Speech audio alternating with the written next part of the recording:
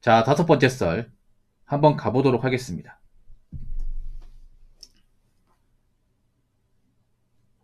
댓글 커튼 치고 영상 제목, 저도 버스를 이직하려고 준비 중입니다. 10여 년 전보다 버스 복지가 좋아지긴 했습니다. 라는 영상에 달린 댓글입니다.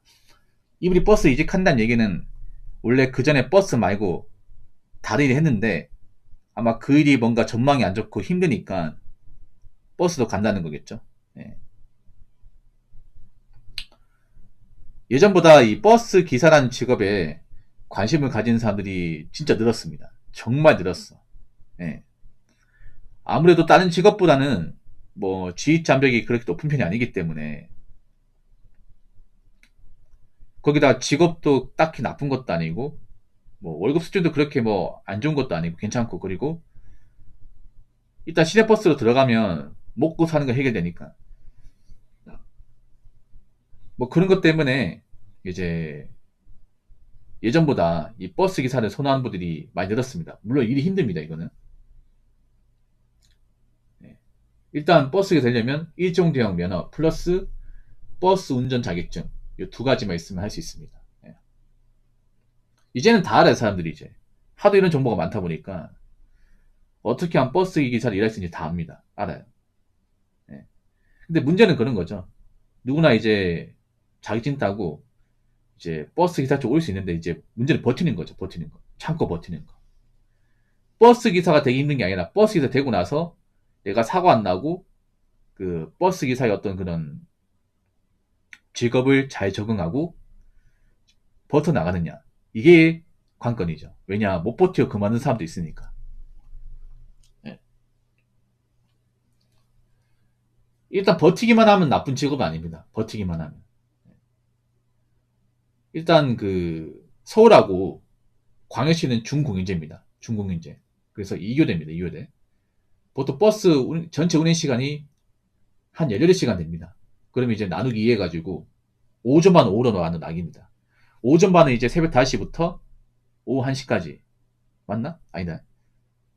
오후 2시까지. 그리고 오후 반은 오후 2시부터 11시까지. 뭐 이렇게 나눠서 합니다.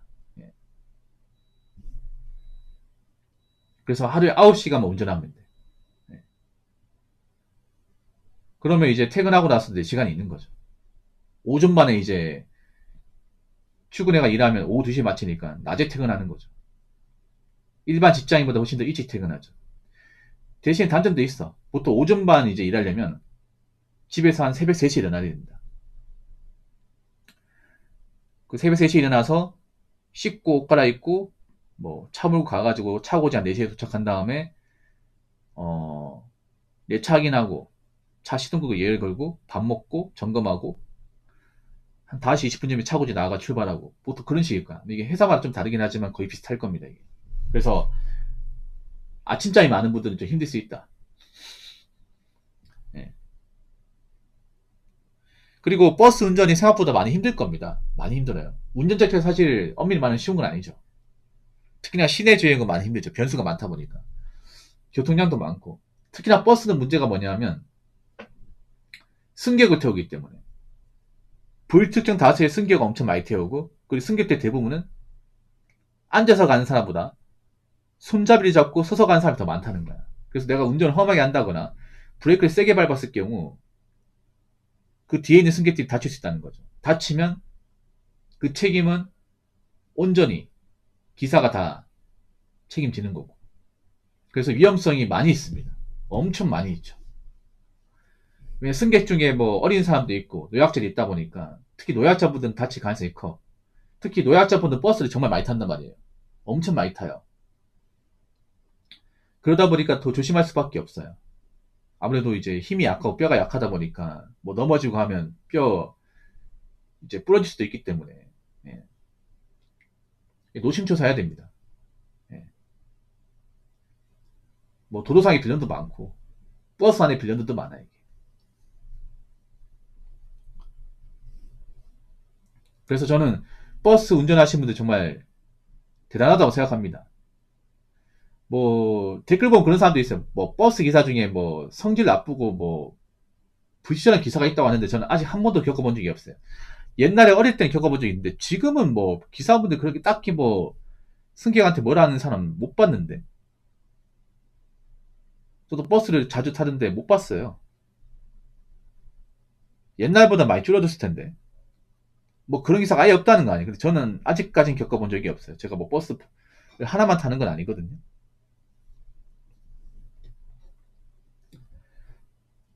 자, 댓글 한번 읽어보도록 하겠습니다. 음주나 사고는 서류에서 탈락입니다. 면접도 볼 수 없습니다. 벌점 15점 이상짜리 위반 한 건까지는 면접 가능합니다. 서울 시내 기준입니다. 원래 위반 한 건도 안 됐는데 완화된 겁니다. 현실적으로 말 시절 위반 안 하면서 운행하기 힘들고요. 경찰한테 안 걸리고 안 걸리는 건 운행 막히는 실정.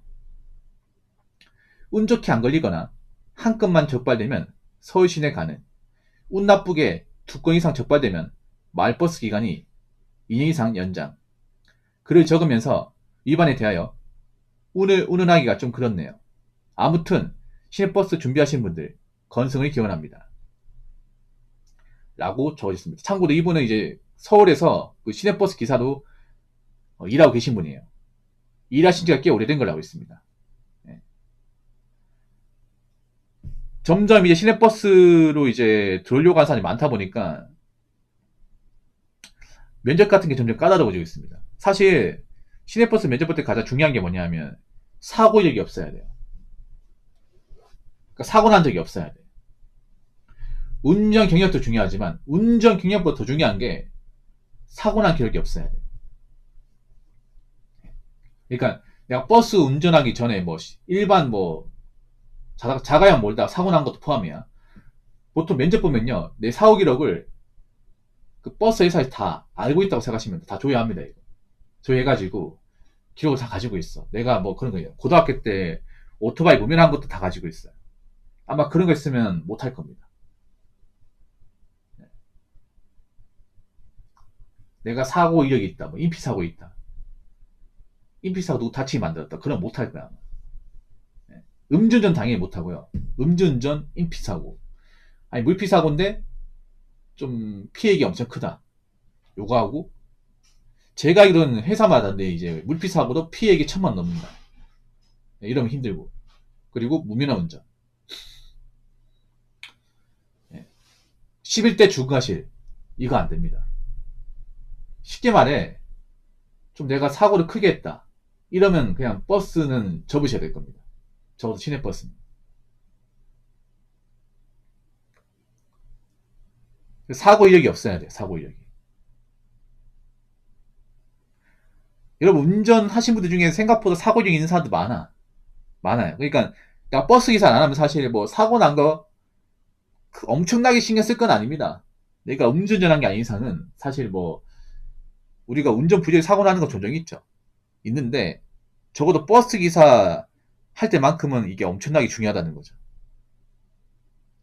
왜냐, 버스 기사는 말 그대로 운전으로 먹고 사는 직업이기 때문에 운전이 절대적으로 중요해. 그러면 버스 기사 입장에서 되도록이면 사고 이력이 없는 사람을 선호하겠죠. 그렇지 않겠습니까? 그러니까 사고 이력이 없다는 것은 운전을 좋게 한다는 거잖아. 적어도 사고 안 나게 할 수 있다는 거잖아. 물론 실제 시내버스 운전하면 다를 수 있겠지만, 그래서 생각보다 사고 이력 있는 사람들 많을 거야. 그러면 아마 면접이 탈락일 겁니다. 탈락일 거야. 제가 알기로는 서울뿐만 아니라 같은 중공인제를 운영하는 대구, 부산, 대전도 마찬가지일 겁니다. 광주도 마찬가지일 거고.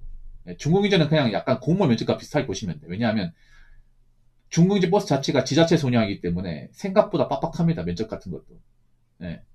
1차, 2차 있고 빡빡해요, 이게.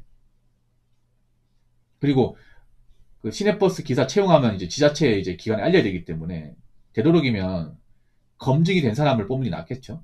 네. 그래서 생각보다 사고력이 중요하다. 그러니까 사고력이 없는 사람이 할 수 있다. 웬만하면. 벌점 15점. 이것도 사실 뭐 엄청 큰 거 아니잖아. 운전하다 보면 누구나 다 할 수 있었잖아요. 벌점 15점 정도는. 근데 이것도 시내버스 들어갈 때 위험하다는 거죠. 이 정도면 사실 엄청 큰 거 아니잖아, 여러분. 이 정도면. 누구나 다 이 정도는 할 수 있거든요. 이게 뭐 내가 정말 죽을 만한 죄를 지은 것도 아니지만 적어도 내가 시내버스 들어갈 때는 발목을 잡을 수 있다는 거지. 한번 생각해봐. 나랑 같이 면접 보는 사람이 2명 있어. 기사 자리가 하나야. 근데 나는 벌점 15점짜리가 있고 그 사람은 아무것도 없어요. 누굴 뽑을까요? 누굴 뽑아줄까? 당연히 아무 기록도 없는 사람 뽑겠죠.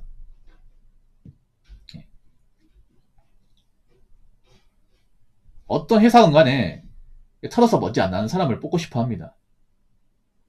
어떤 회사든 간에. 버스 기사도 마찬가지고. 이거 모르는 사람도 많을걸요, 아마? 버스 기사 이제 일하려고 하는 분들 중에서. 이런 거 모르는 사람도 많을걸요, 아마? 알아야 됩니다. 이거 분명히 있습니다. 그래서 일단 버스 기사를 내가 생각하기 전에 혹시나 사고 기록이 없는지 한번 조회해 보세요. 예.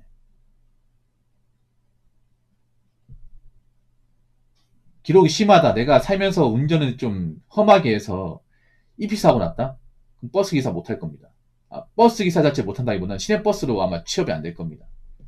저 시내버스는 못 들어갈 거야, 아마. 웬만하면. 뭐 경기도는 가능할지 모르겠지만 적어도 중공인전이 힘들 겁니다. 예. 그냥 음주하다 걸렸다. 그냥 접으세요. 그냥 버스 쪽 오지 마, 그냥. 할 생각하지 마십시오.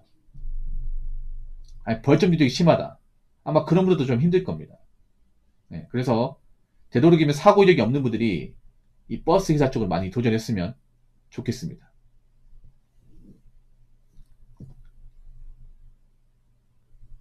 자, 이상으로 5번째 썰